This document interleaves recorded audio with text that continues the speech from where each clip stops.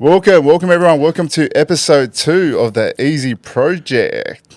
We've got my man Mickey here from the Eye Valley. I'm going to give you your flowers, mate. He's the founder and designer of the brutalist high fashion of Valley Eyewear, pushing the eye fashion since 2011. Yep. Collaborating with artists, film, celebrities all over the world, and his product is pretty much all over 23 countries or more. Nice. Welcome, you. man. Thanks for having me. Yeah. How's it been? It's been good, man. This year especially has been crazy. And last year, it's just each year it just gets crazier and crazier, which is more fun as well. But yeah, man, everything's going really good. Stoked. When we started this podcast, we were thinking, man, we need to get some good people in here, and like obviously our connection through rugby league back in the day, and said to Eddie, hey man, let's get Mick on, bro. He's got a mad story, so let's get him 100%. On. Yeah, it's cool. I'm stoked to be here. Thanks for having me. No, awesome. Yeah, it's cool. I've got we've had a crazy journey. And there's a lot of good things to tell people, So if anyone can get a benefit from it, why not? Jump on. Well, that's what we're about. We're here trying to inspire not only a lot of past athletes, obviously with me and Eddie, we're in that transition phase still, but just more trying to inspire people to go out there and chase their dreams. Yep. When we think about, the Valley brand, it's like, it's guns. I feel like I remember when I first got my pair of sunnies and I just went, wow, these are good sunnies, man. And you're competing with so many brands all over the world and that. Yep. But before we start, let's just go back to, you as a young person growing up. What was life like as a young person? Well, I actually I grew up in Housing Commission down in Port Macquarie. So I come from a pretty not so well off family. And then so I grew up down there in pretty much an Indigenous community down there. And my parents moved me to the Gold Coast when I was 12. So we moved up here to live with my grandparents. And then so I moved up here and then went into high school, PBC. So, PBC alumni. PBC. Wow. Yeah, man. Did they claim you? Did they claim you PBC or what? It's pretty funny because they just asked me to go and do a speech there next month. Yeah. And when I didn't even finish high school, I was asked to not come back. The principal of PBC, these stories. The principal of PBC asked me to not come back after the end of grade 10 because of my high non-attendance rate. Same as you, mate. No, it was good. So they just asked me last week to come and do a speech in front of the school. I think it's like the teachers and P&C and stuff about our journey and the story. So my son actually goes there now, so it's pretty funny. That's so crazy. Cool. So why PBC? My parents moved up here to Palm Beach. Yeah. And then it was just the closest school. So it wasn't as good as it is now. Yeah. But it was the closest school. But so I was just hooked on surfing and hanging out and stuff, So that was kind of the foundation. All right. So think back to who were the big dog rugby league players back then? If you got a good memory. Oh, who was there was Benny Eichen. Yeah. He was one of the ones back then. I think he was in grade 12 or something when I was in grade 8 maybe. I'm trying to think who else. Can't really think off the top of my head, to be honest. Because we always I remember when I was young, going to Blacktown Patrician Brothers, we knew about PBC. Yeah. PBC is the rugby league heaven of epicenter of rugby league. Everyone that plays for the Broncos or the Gold Coast Titans. Yep. PBC. Yeah. They've always had a good rugby league program there. Yeah. But other than that, so you going to PBC. Yep. How does you transitioning into sort of like life after school? What does that look like? Yeah, well, it was interesting because when I was at school, I was sponsored for bodyboarding by Quicksilver. So I was sponsored bodyboarder from probably 14 years old. And so when I was in grade 10, I was getting paid what would be a basic wage then to be a sponsored surfer or bodyboarder, So when I was having so much time off school, I was surfing and going on surf trips, and so I never went. So I had 72 days off or something. So the principal's like, mate, this guy cannot come back here. He's just never here. What a life though, eh? So I was making it was bugger all back then. It was $1,500 a month or something. But I was living off that. I thought I was loaded. Yeah. So I was I went and got a part-time job, in grade 11, actually working in a glass factory around the corner here. And then I was surfing and getting my wage, so I just stopped and just started surfing and traveling around the world.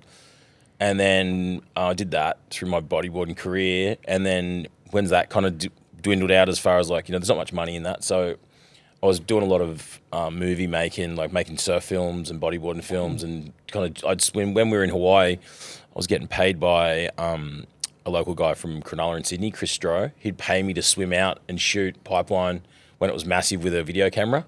Because everyone was like, fuck that, I'm not swimming out there. I was like, give me that thing. And he'd give me cash each day to swim out and shoot all these fucking people surfing pipeline and stuff. So I was like, oh, this is a bit of a job in this.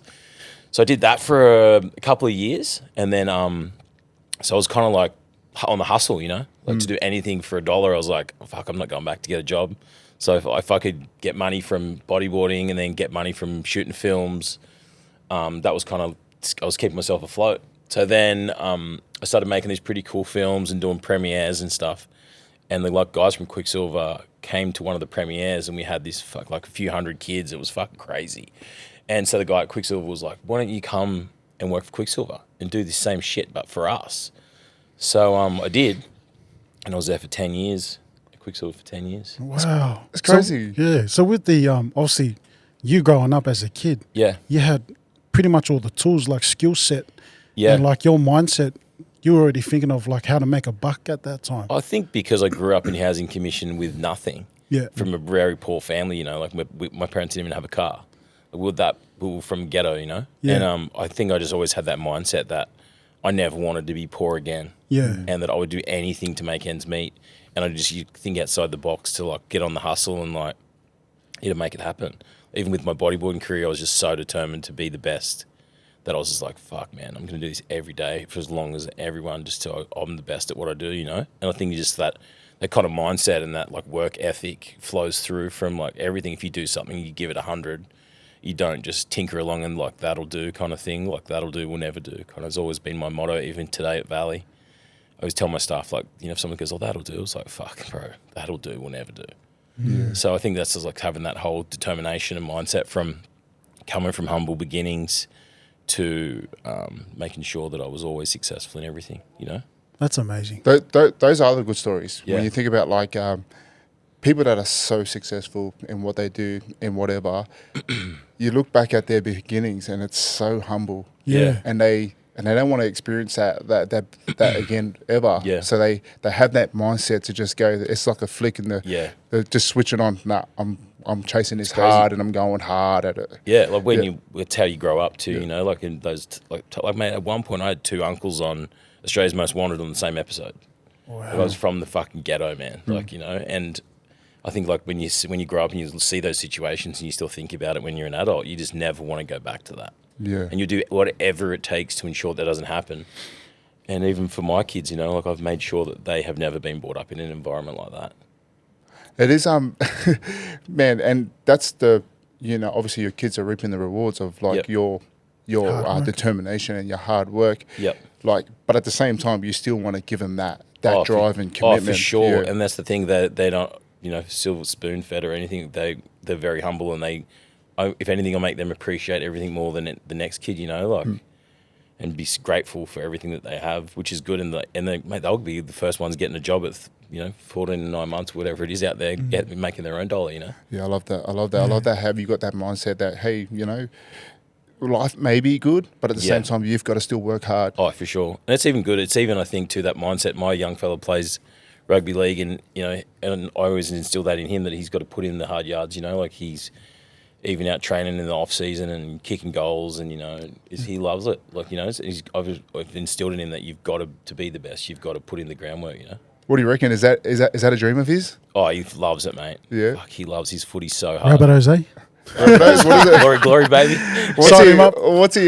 So he's going to PBC. What year is he in? He's in grade 8. Grade 8. And he's not doing any sports programs, and we've told him to not even try out for like the sports excellence. We want to get his academic situations like solid first, you know. And even, you know, even like guys like Buffer, like Anthony LaFranchi, he didn't play any rep game teams or anything until he was in his later, like 18 or something, you know. So he's got all the time in the world for footy. I remember, obviously as a young kid, like you grow up in the system, and then you're like, you're going to these mad schools, and then you're thinking, oh, why aren't I making these teams? Nah, man, it doesn't really matter. It doesn't really matter, like within that high school setting. It is good. It is good to try and be around there, but at the same time, like, sure. It'll come. If the kid's got hard work, or for sure. anyone's got hard work, it will come. Yeah, definitely. Yeah. Oh, that's so good, man. So obviously now you've grown up, you moved here. Yep. You found the love of your life, Tanil. Yep. Had a baby. Yep. I have a couple babies, and Yeah. how's that looking as a family man? Mate, it's really good. Like it's you know, having a family here and actually raising a family here on the Gold Coast. It's so amazing. Like when you travel and you figure out, you know, like it's great to go to these crazy destinations, you know, like Paris, New York, LA, wherever, and then to come back to the Gold Coast with all the, you know, everything we have here with, you know, the Crumman Valley and the beaches and the lifestyle and how close everything is, you know, like, and bringing up a family here, it's just insane. I just love where we live. It's amazing. 100%. And man, we took it for granted. Yeah. So we obviously traveled the world, played footy overseas and stuff. Yeah, when you guys went to the Europe, to UK and France, like it's mad there. But when you come back home, you're like, wow, this is the best place in the world. It is, isn't it? Just being so close. Like we even in November we went to Queenstown, just a little family vacay for 6 days or whatever, and 3 hours from Coolangatta and you're in Queenstown. Yeah. Like, are you kidding? It's insane. Like I remember, I was in south of France for 3 years, and I thought that was guns. Yeah. But then come home, but like, did we make the right choice? Like coming here to the Gold Coast. Yeah. What I signed with the Titans, and then, man, two months in, goes, nah, this is the best place. Yeah. Like good place to raise your kids and everything, and we 100%. loved it. You know. Yeah, it's good. Just everything, like everything's around the corner. It's not as busy, but I feel like it's getting busy at the moment. Yeah, it's getting crazy. Especially post-COVID, everyone just moved north, and the influx of people. We don't have the infrastructure to support it. No, the traffic's just shit, but it's a small price to pay, really. So go back to your beginnings of like you know, being a bodyboarder and all that kind of stuff. So you said something about the camera. So was he good at that kind of stuff? Yeah. So I was always just from traveling. When we would travel with photographers, I would always ask them, like, kind of pick their brain on. Because back then it was all film, so there was no digital cameras really. So, there wasn't at all. So it was all manual. So I'd always picking their brains about what worked and why they do that, and really had a kind of love for. I've always had a love for photography. Even to this day, I shoot all the Valley campaigns. Yes. And so and then I really got into it. And then, like I said, it was just kind of one of those things of a guy kind of threw me a video camera. Was like, hey, no one will swim out at Pipeline. It's like maxing, fuck. And I was like, flippers on, fuck, give me that thing, let's go. Show me how to use it. And I actually really enjoyed it. It's fun, you know, swimming in the water, dudes to going past you in the barrel and you're just filming them. It's epic as well. It's just as good as surfing. It's great. Man of many talents there, man. Like, I thought you were just a creator of sunglasses, but nah, you're the man at doing everything behind the scenes in it. Yeah, I love it. It's like, I guess with Valley and it's like all the campaigns that we've done, I've shot everything. And like we've traveled to the crazy parts of the world, so all the creative direction comes from me, and all the as long as the sunnies, and then all the imagery you see is all my directive. So it's pretty cool. It's fun. It's just as fun as creating the sunnies as creating the campaigns. Now we're going into the business sector now. Yep. Now, did you have what made you go sunglasses? That's it. Yeah. Well, it's interesting. When I was working for Quicksilver, I was asked to take our eyewear team around Australia and show them some of our like key brands at that point in time, which was like Subi and your Karen Walkers from New Zealand. They were kind of the more fashion forward brands, so they could use that as inspo and go back to Europe and create their line. And I was just like looking at their sunnies, and I was like, hey guys, no offense, but your sunnies are really fucked. And the guy's like, the French guy's like, what? And I was like, see like the Aussie brands like leading the way. I was like, I reckon we could do some dope shit together. And he's like, oh, do you want to design sunnies? I'm like, yeah. Fuck, I'd love to. Yeah. So they took me up to France, and I lived in Biarritz for like a couple of months. Biarritz, what a place. Yeah, and they taught me how to design sunnies from scratch. Yeah. And then so I did a sunglass collection for Quicksilver, and it sold out. And it was like their best-selling collection they'd done, and it was more edgy. Down the road I was going to go with Valley, you know. And anyway, so then the surf industry kind of went to shit, and I lost my job, got made redundant. It was losing a contract for footy, you know. Yeah. I was like, fuck, thought I was like untouchable there, because I was looking after like Kelly Slater and all their superior athletes and doing photos and all that stuff. Anyway, so when I got made redundant, one of the guys from Quick rang me. He's like, oh, what are you going to do? And I was like, I fucking had nothing going on. And I was just lying out of nowhere. I was like, haven't you heard I'm starting my own sunglass company? Because I actually had nothing going on. I was fucking lying through my teeth. Yeah. And then I was kind of like a trigger point for me to go, fuck, now you've told this dude you're going to do it. You've got to do it. Yeah. So then I started just designing a collection in my kitchen, just on the kitchen bench with a piece of paper, and just started drawing designs and drew up like an 8-piece collection and then started sourcing factories. And I was just like, fuck, I started getting samples in. And I'm like, man, what have I started?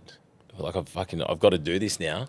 Was it called Valley? Yeah, I didn't have a name for it at that point. And my mate, who was a builder, Matty Grippo, we were up at the road, up at the Palmy pub having a beer, and I was like, oh, dude, I'm starting a Sonny's company, but I don't think I have enough capital from my redundancy payout to do like an 8-piece collection. I could probably do like a 4-piece collection. And he's like, fuck, I'll throw in. Nice. Wow. And so he chucked in from the start, and he's my business partner. He's at Valley full time now. Yeah. He quit his building, and he built my house for me though, I think. Amazing house. Good mates, bro. Yeah, he's at Valley full time now, and he's been my business partner since day one. That's crazy. So then we got our first bunch of samples, and we were driving through Crumman Valley near his mum and dad's place. And we're on the phone to the factory who were making the samples, and the guy's like, hey, we need to put a name to these frames. Like, what are they called? We drove down past like Valley Drive near the Coplix golf course there, and I was like, that's it. It's Valley. It's called Valley. Wow. So that's crazy. I played at Coplix, by the way. Yeah. Now I know. Yeah. Hey, that's what the sunglasses named after. I went Valley home Drive. and drew the logo, like the Valley font, and then I just got an ink brush and painted this like V thing and just fucked around for ages and go, there's the logo, there's the word, that's it. That's amazing. So yeah, and that's how we started, and then man, so that was 12 years ago. Crazy. That's a mad story, and Yeah. that's what we want our audience to just have a look at. Like, man, there's probably a lot of people in the Gold Coast like buying Valley sunglasses, and all over the world. Yeah. Like we've got a big support here in the coast, and we have, which is so amazing. But I think and I love the fact that it's owned by 2 Gold Coast local families. That's like it's mad. the Grippos and the Crawleys, and we just secured actually a location in James Street in Burleigh. We're about to open our first flagship store, which should open in April. Next to Fishmongers down the bottom there. It used to be the old Bank of Queensland site. Yeah, I remember that place. Yeah, That's crazy. Like, I feel like with the Valleys, you've been in the game for a very long time, but and you're saying that this is going to be your first store in Australia. So why is it taking so long? Well, I guess we, retail is a tough market, and I've always been like, we started at a very good time. I think we were so lucky with our timing as well because when we launched Valley, Instagram started. Yeah. And so we was like, whoa, what's this platform? So we started and we kind of grew with the Instagram thing, which helped us as well. And then the online businesses started and our online platforms and our online stores.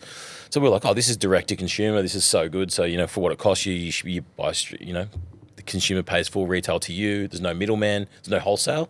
So we've always kind of gone, oh, that's a good way to go. And we'll just supply stores. So to open your own bricks and mortar store, we've always been like, oh, why would we do that, But so it has taken a while for us to figure out get a good location and B, why to do it. Because we're doing it because we're putting an optician in there, so you can come down and you can get your eyes tested. We've got our own lab now, so we can fulfill your prescriptions in the same day, and you can leave that afternoon with your prescription lenses in your custom Valley frames. Oh, so good. So you can come down. We're going to have it in the store where you can come down, pick any frame of your choice, and pick any colored lens tint. Like you can have black, brown, pink, yellow, blue, polarized, non-polarized. So you get to customize your own stuff. So it's a one-stop shop for your own custom Valley pieces. Wow. So it's pretty sick. I remember I was talking to Eddie before. Do you remember the brand Arnett's? Yep. The Arnett catfish.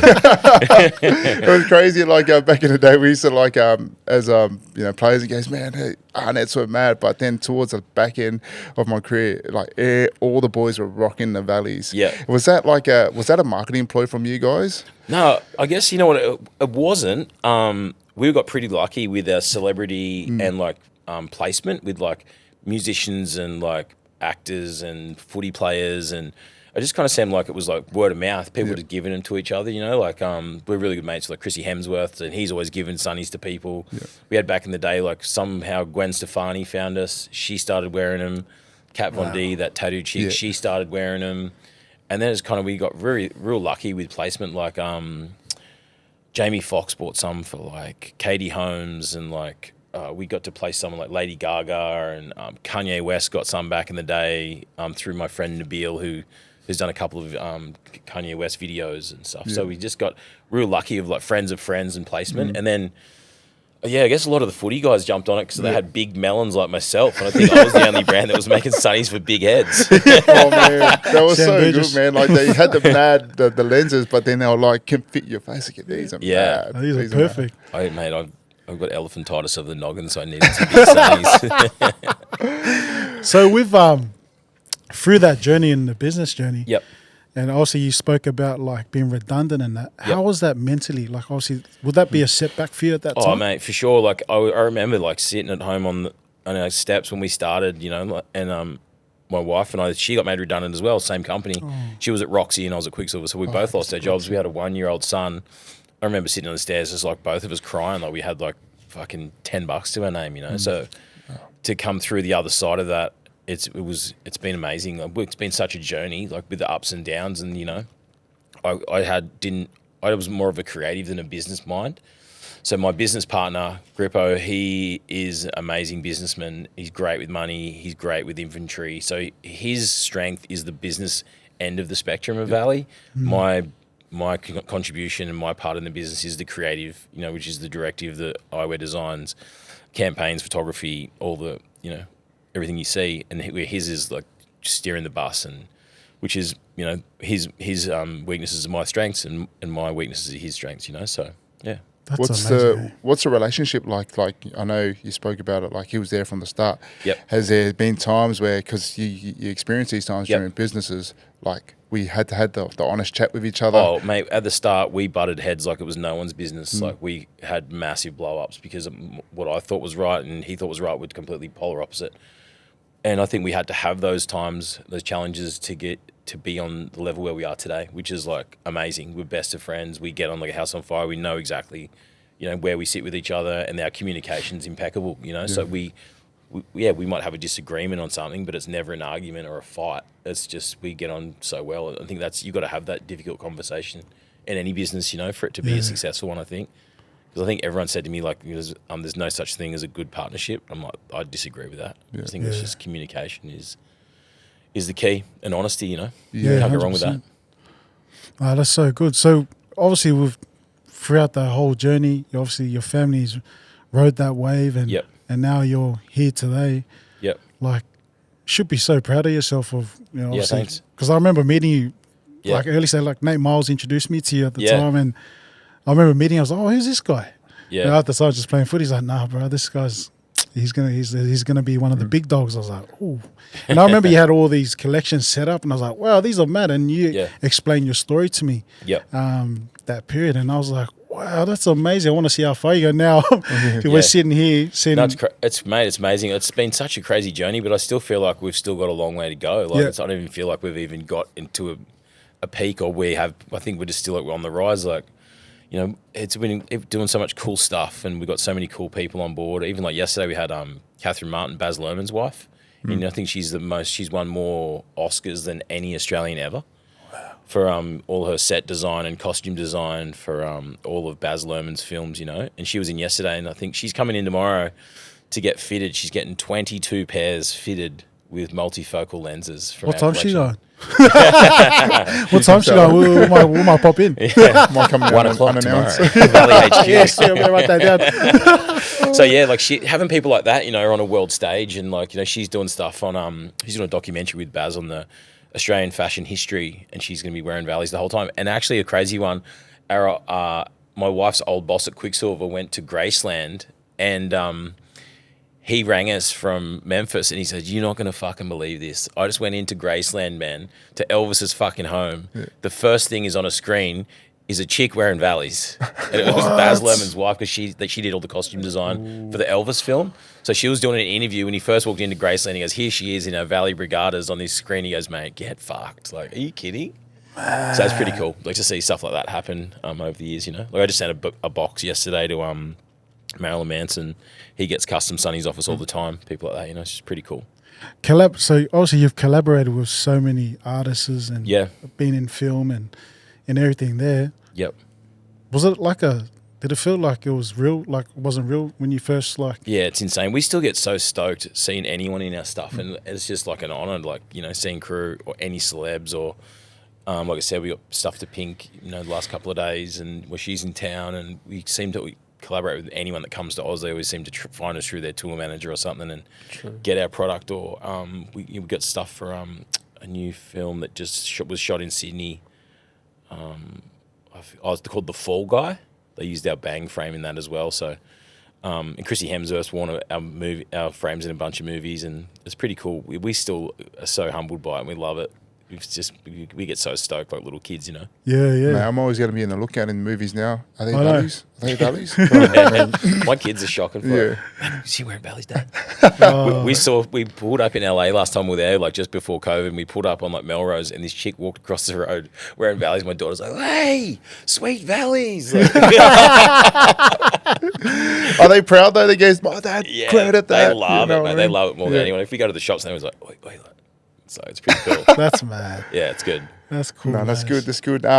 Yeah, like you think about like your journey. Like, what are the good stuff that's like happening at the moment with Valleys, like around the world and that? Like, like I was saying to you guys when I first came in here before, like we've just signed on a bunch of new sales agents in Europe. So they're starting up in Poland. It seems to be happening right now. Like we're starting the 1st of March. Yeah. So we've got a new sales team starting in Europe, which is going to hit the ground running. So they've just parted ways with Maui Gym over there. So they were just bought out by the Kieran Group, I think for like $2 billion or something. Ooh, so they let all their sales team go. So their sales team have kind of formed an alliance, and they've picked us up as one of the brands. So they're going to hit the ground running in Europe. And we just put on 2 new sales reps that have come on from Canada and Brooklyn, New York. We just left Christian Dior. Yeah. So they're starting with us as well, 1st of March. We've got so much exciting stuff happening. We're just about to launch our new campaign on March 8th, which I just shot. We've got 3 new styles launching, and there's so much stuff happening. New shop in Burleigh. Stuff going on everywhere, so it's pretty cool. Man, so you're a busy man. Busy, man. Yeah, like I remember saying to you, like you think about like you look at the real luxury brands like your Pradas and your Christian Dior's and all of those Sunnies, man, they're all starting to have that Valley like feel. Yeah, like we get that a lot. Like a lot of reference. We even had a store call us that say that Tom Ford or someone had just bought out a frame and they swore it was a pair of our Valley DBs, but there's not much you can really do about it. You know, it's flattering if they're getting reference from our stuff, and everybody gets a bit of reference from each other. I think we kind of see an element of someone's stuff in every collection. We all get inspired by each other. But a lot of stuff is starting to look and feel like ours. But it's flattering. I think you can only look forward, not look backwards. I guess that's business, eh? Like you feel like you've got like a really good like product there, and you know that you're probably being hunted now. Yeah. Knowing that you're at the top of your game, but it's just how do we stay at the top of our game? How do we keep evolving year on year? Sure.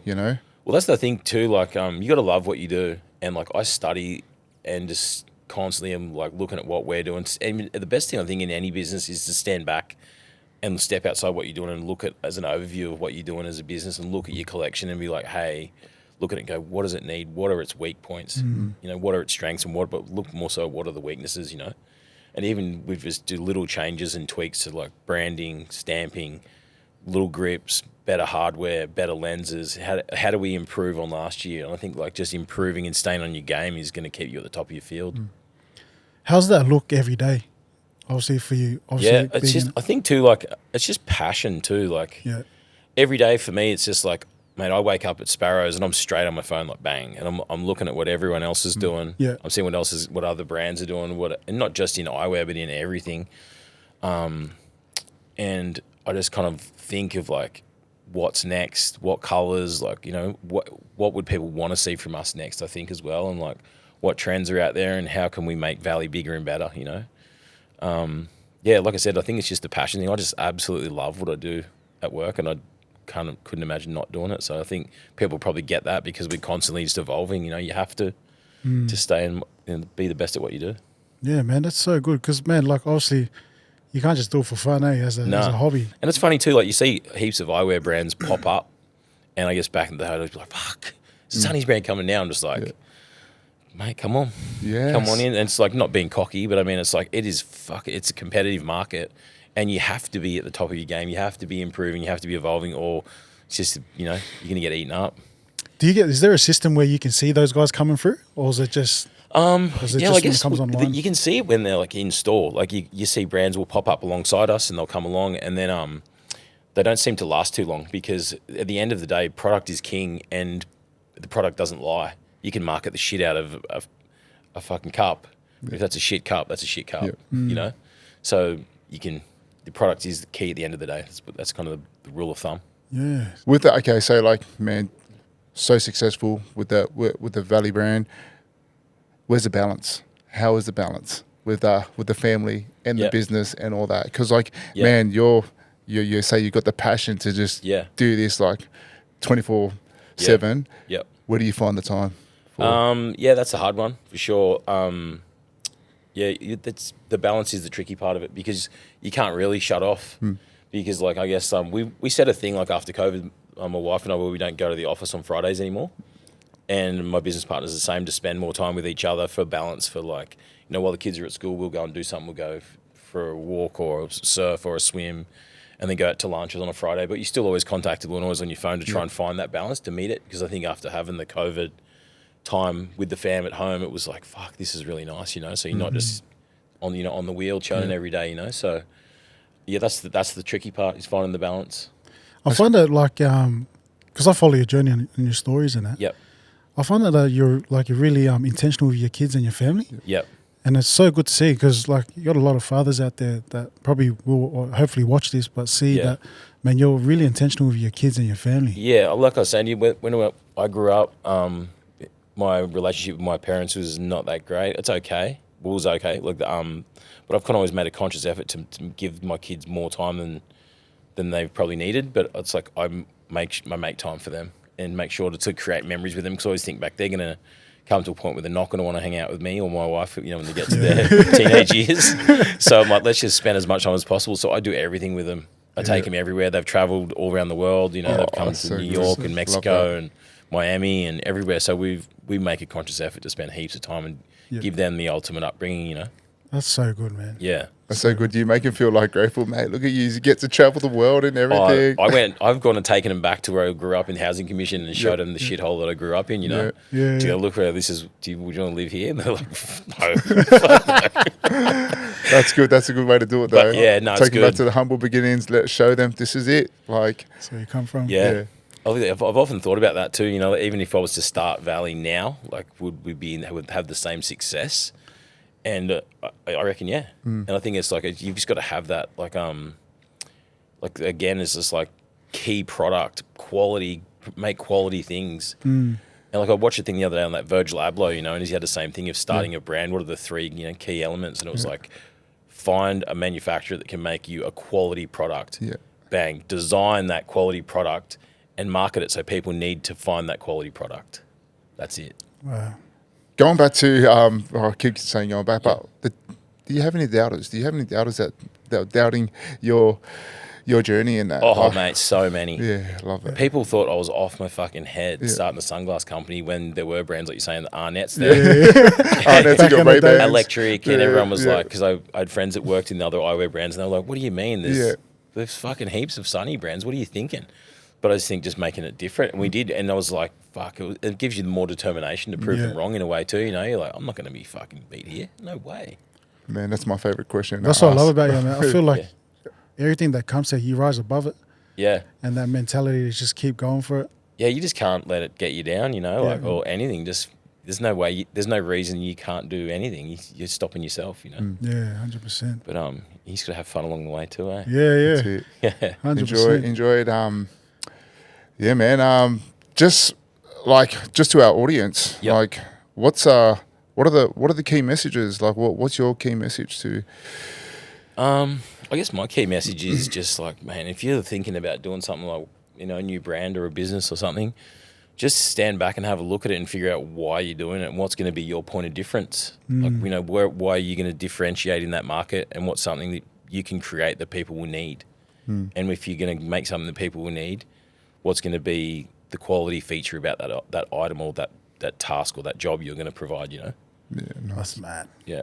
I love that. Yeah. And there's always a lot of hard work that goes in behind the scenes too. Oh, 100%. Yeah, for sure. And like I said, the best thing you can do too is critique yourself. Like I said, is never think you're doing the best job. Like, always figure out how you can be doing a better job of it, or like, you know.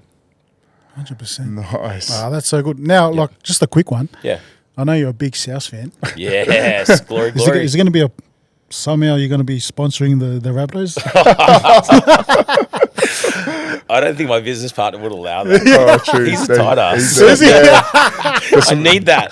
Yeah. I'll spend it. He'll help me spending it. Yeah. I would love to see the Valley logo on the bunnies Imagine shorts, that. man. Oh, man. How good. Good Rabbitohs fan here. Yeah, man, I Rabbitohs. love the bunnies. See him in Vegas next week. Yeah, how good. Yeah. I really appreciate your time. Yep. Obviously sharing your story, and it's uplifting. Yeah, Like, thanks. you know, That's good, man. I feel encouraged listening to you. Yeah. Yeah. And I know our audience will be encouraged as well. So Yeah. really appreciate your time. No, being thanks. with us. Thanks for having me in. Appreciate it. No, awesome, man. It's always inspiring, man. I love it when we get people on this like yourself, man. Have chased it, gone hard at it. It's always inspiring. Yeah.